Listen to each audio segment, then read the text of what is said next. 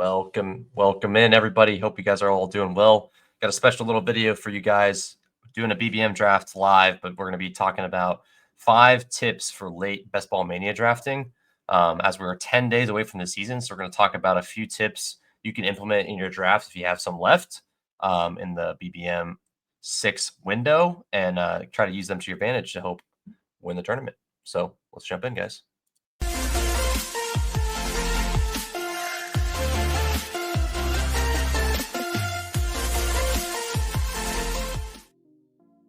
All right, tip number 1 is try to get a unique combo early.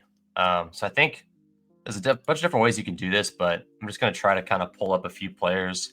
I mean, neighbors coming to me here might actually make this easier. He does not, unfortunately. So what I'm going to do here is probably just go with I'm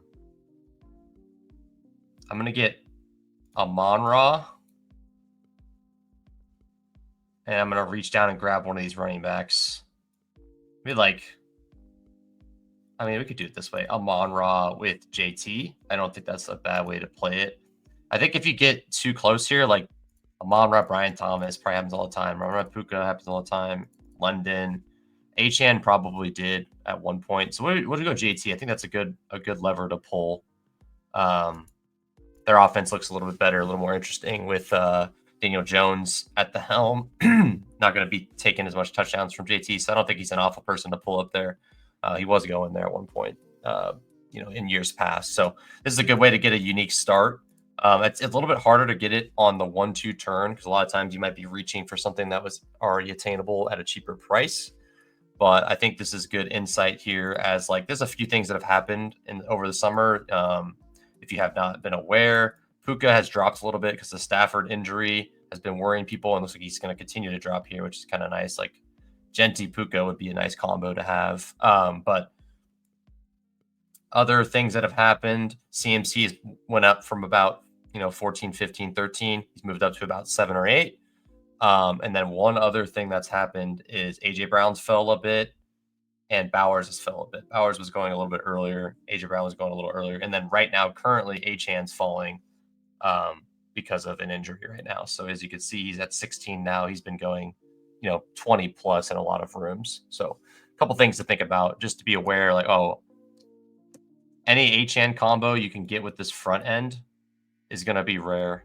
It's going to be much more unique than other HN combos, just so you know right now. So we'll get into the next couple rounds. I'll give you guys an update on how the team's looking, and I'll get you guys into the next tip. This is tip number 2. I think this would be really valuable to look at. Tip number 2 is to be wary of players that have gone up in price a lot or down in price a lot, and try to take advantage of those opportunities that gives you. It's kind of hard to know if you're not drafting or at least watching throughout the season. So I would definitely in the off season, I'd suggest trying to look at what's going on and see kind of what prices are looking like. Or if you could throw a draft in and have this as a touch point, it's very helpful. This is a draft from May 31st in BBM. You can see a lot of price changes just from today, drafting on August 25th to May 31st is quite a bit of difference. And this is all in one contest too. So it's definitely a big data point here. So as you can see, there's a few things like Brian Robinson going at pick 91. He's obviously going much later now. Godwin at 64 is going much later now. Judkins at 74 going much later now. Hampton at 48 was going at the 3-4 turn. Now he's at the 2, or he's going at the 4-5 turn. Now he's at the 2-3 turn. A few other things up here of note. Kyle Williams going at pick 113. Jonnu Smith going at 104. This is when he was still on Miami. So that obviously made a big difference. Got Trey Harris at 102. He's going much later again. Just a ton of things that you can really use to your advantage. Maybe it is worth taking Kyle Williams on this team because there's some Kyle Williams teams out there that have him at pick 113. Maybe I could take him at 170. Definitely some stuff that you can look at. Luther Burden at 82, another guy. Obviously, there's the push-ups like Ayuk at 80s went down a bunch. Pearsall's moved up a bunch. Igbuka at pick 94. He's going way earlier now. So definitely a few things that you definitely want to be looking at. We're on the clock here now. So Rashee Rice at 61 isn't bad. He was going much earlier than that most of the time. Pearsall's a guy I want to avoid for that exact reason I was just explaining. I think Rashee Rice makes some sense here. Let's do Rashee Rice at 60. And I don't hate Addison here, but I'd rather just wait, I think. Let's get Rashee Rice, and we can see what else we want to do here. We could go a couple different directions. No quarterbacks that we need to get off the board yet. I kind of want to just avoid the pure solid Buka stuff here. So let's get yeah,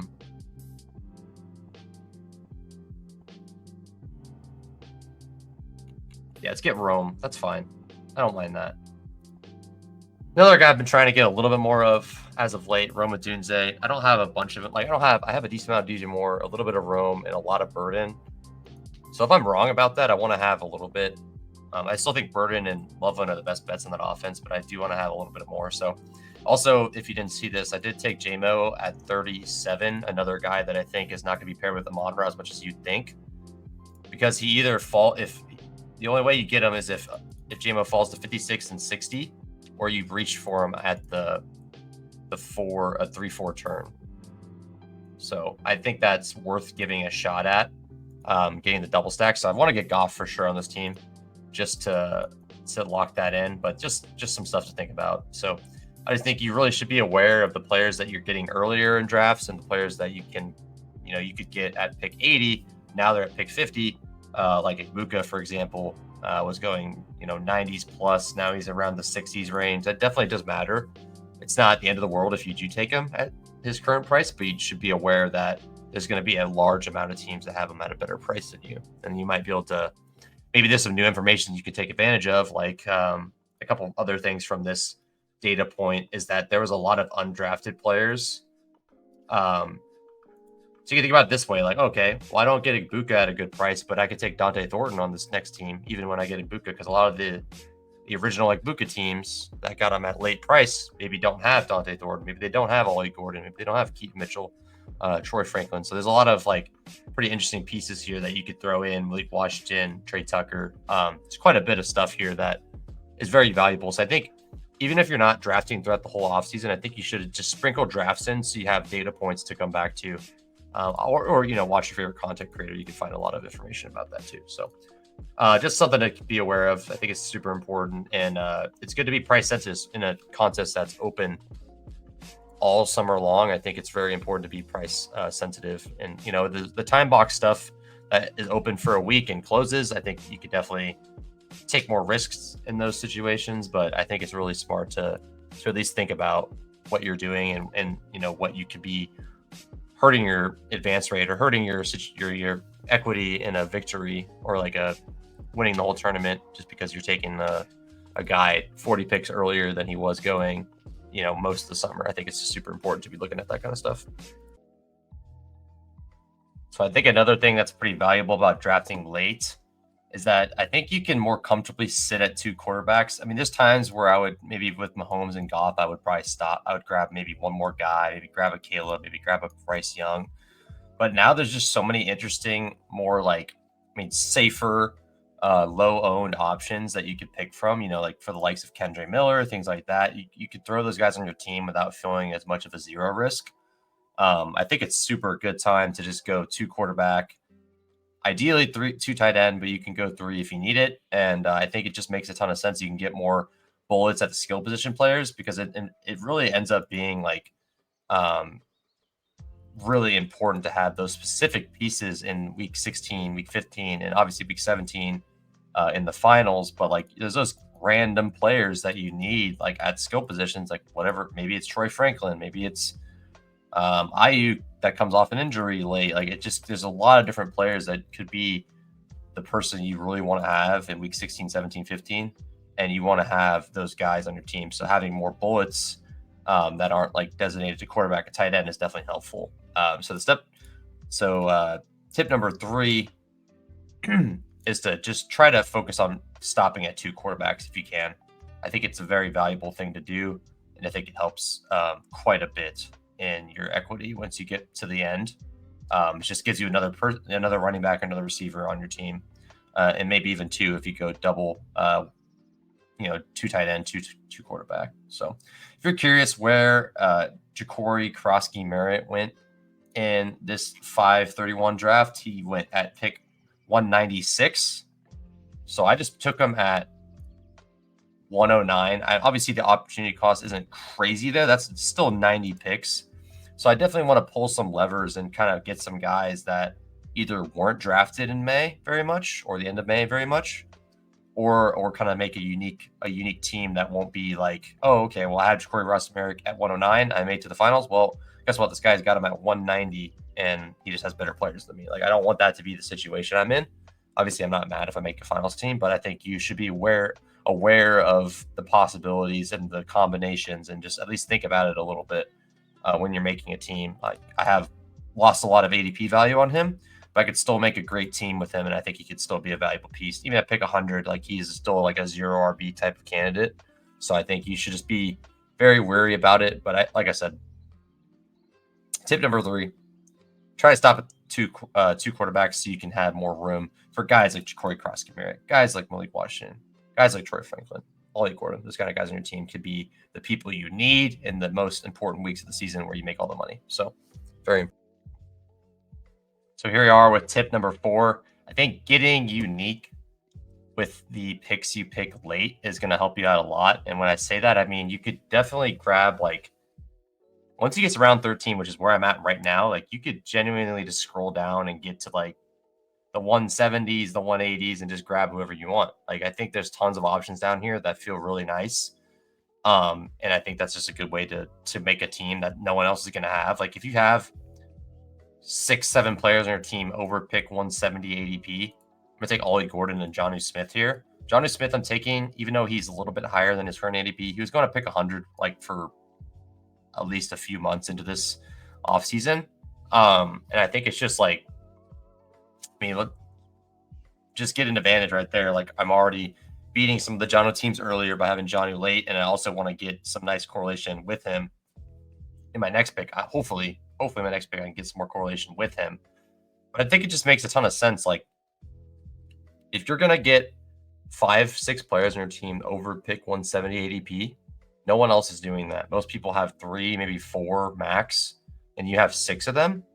And there's just not that much of a difference between these guys that go at pick 140 to 50. Like, this, all these guys in this range from 147 to 170, 130 to even 130 to 170 don't feel that much different to me than the rest of the picks down the board. So if you can take 4 or 5 of the guys after 170, where most people only have 3 picks left in their draft, I think you can really get a unique combo of players that people just aren't going to have because they're just following ADP. Like, I'm not going to take this 180 guy at 150. I can't do that. Like, a lot of people do think like that.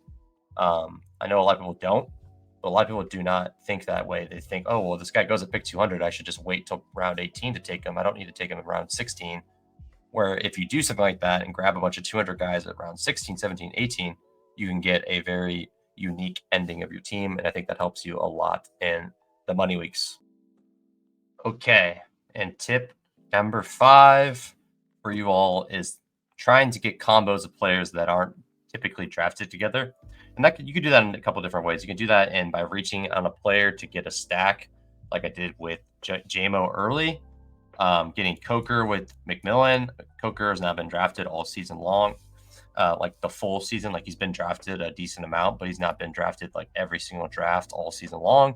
So getting McMillan and Coker on a team together isn't going to be very common. And then also getting a few other pieces. Ollie Gordon is low owned. I like getting him. I wanted to get him with Malik Washington. Couldn't get that, unfortunately. But we should be able to get Jalen Lane and Ja'Cory Cross-Merritt, which is going to be a lower owned option. A lot of the JCM teams that had him early are not going to have Lane with him.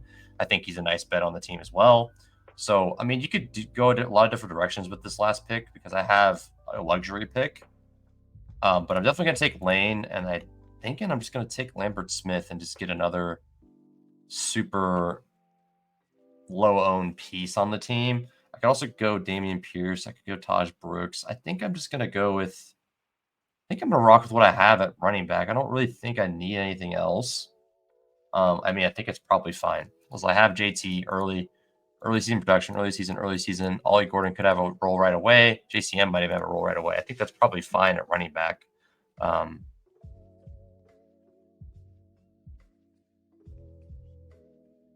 So I'm happy with that. And also, I think Fannin and Jonnu is going to be pretty low owned at this price too. You get Jonnu much more cheap than he was going before. You know, in hindsight, I wish I would have like reached on Franklin because I really wanted Franklin on this team. Franklin would have really done this team good because getting Rashi Rice at pick 60 with Franklin, Mahomes stack, week 17 like matchup there would have been pretty nice. But nonetheless, I think this is still a really fun team. It accomplished my goals, and I followed all 5 of my tips and made a pretty strong team with it. Good running backs, solid quarterbacks, really strong receivers, and I think a tight end room that can compete, especially with a guy like Fannin. I think it makes a lot of sense. So we got Dallas, Washington correlation. We got Detroit, Minnesota correlation.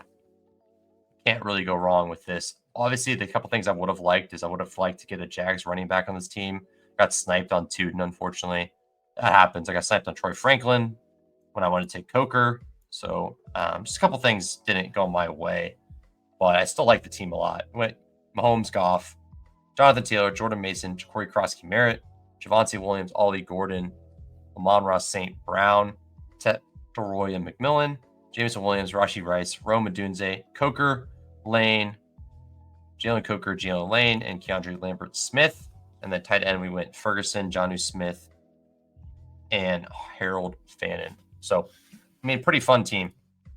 I think it accomplished a lot of the goals I was trying to get, and I think it just sums up a nice team. So let's recap the squad. So as we finish, just wanted to recap the team in terms of the way we implemented our tips, and starting with tip number 1, pulling off a unique combo early. So those kind of went twofold with my other tip, kind of trying to be unique at the end and the beginning. So I pulled off a unique combo early. I think getting Amon-Ra and Jonathan Taylor, just getting those first 2 picks, and I don't think I was missing out on too much there with my second running back. It wasn't like I was passing on, Bijan or Gibbs or CMC just to take Jonathan Taylor. There was not really an option there. So I don't mind reaching down to get JT with Amon-Ra combo. I don't think it's going to happen very much.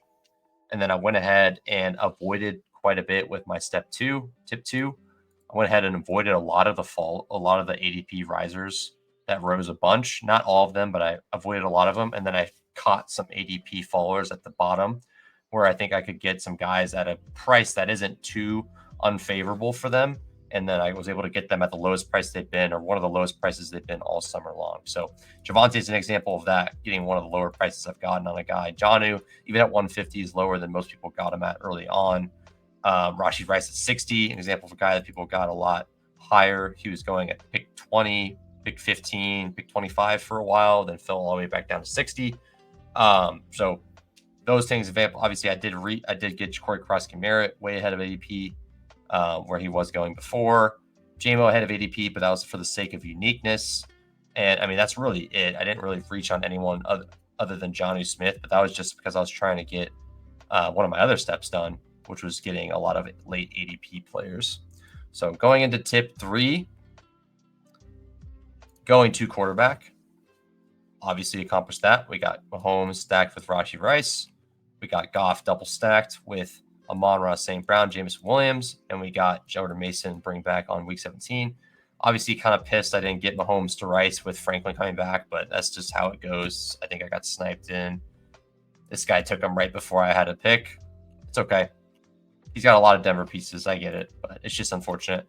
So that happened. I got a couple other things. So that's perfect. Getting the 2 quarterbacks. I think that's totally fine to stop at those 2 strong quarterbacks, 2 guys that have tons of job security. They're not going to get benched for any reason. Those guys are locked in. And then I also pulled up late round picks. So tip number 4, pulling up late round picks to get a unique combo of players. I think I definitely did that. I got Ollie Gordon, a guy that's not been drafted most of the offseason. He's at 169 now, but don't let that fool you. He's like actually very low owned in this tournament, which is very strong. I was able to get Ollie Gordon, Coker, Jalen Lane, Keandre Lambert Smith, Jonnu Smith, and Fannin. Like those 6 players, I would probably venture to say that that combo is probably 0% owned, or like maybe 5%. No, probably 2%, if anything. I bet that combo of players is like extremely low owned. Like no one has it. If not, maybe like a few teams have it, like 1% teams maybe. that's even eyeballing. I would say maybe like 10 teams have that combo. And it's not like, oh, that combo is going to win it all, but it's just good to get combos of players at any point in the draft that are going to let you be unique. So even then, like in that sense, I think JT, Amon-Ra, and JMO are probably pretty low owned as a combo too, and that's like a pretty sweet combo to have. I think that's 3 high upside players that could define the season if Lions have a great passing offense. Maybe their defense is abysmal, kind of like it was last year, and they just absolutely JMOs takes another step forward, and Goff just delivers the ball to his playmakers. I think that could definitely happen. So, anyways, very fun team. Also pretty happy about the Jonnu Fannin like correlation. I think that's kind of a fun way to play it. Kind of a gross game environment potentially. Cleveland, Pittsburgh in week 17. It could just be like you could funnel to the tight ends a little bit. So, anyways, fun team, I think. And then obviously, my last one was to get low owned stacks and pieces late. And I definitely accomplished that with Jalen Lane and Ja'Cory Carson-Merritt. I wanted to get Ollie Gordon and Malik Washington, a combo that I've gotten before and I'm going to get again at some point. But another combo I think is really strong. Like that's like extra strong because Ollie Gordon and Malik Washington are both going to be very low owned, and you can get them both together. And I think they're both good picks right now. Corey Carson-Merritt, not 100% owned, but pretty high, like higher owned than Lane. But you get them both combined. The ownership is way down on those two combined. So, and I think having a cheap Washington piece is just very valuable with how Daniels operates. You saw Noah Brown absolutely demolishing last year with that. So I don't know, just very fun team. Definitely enjoy it. Obviously missed out on some picks that I would have liked, but that's just how it is. In best ball, you're going to get sniped on your players you want. You just have to be able to adjust on the fly and still make a pretty cohesive team. So I think we did that today, and I think we accomplished our goal. So 5 tips to drafting late in the Best Ball Mania 6 season. Hey guys, good luck everyone. Hopefully you guys take it down with some of these tips, or at least just learn something and kind of like thought about. I think it's very valuable to at least think about the draft boards that you've had, that people had access to before you did.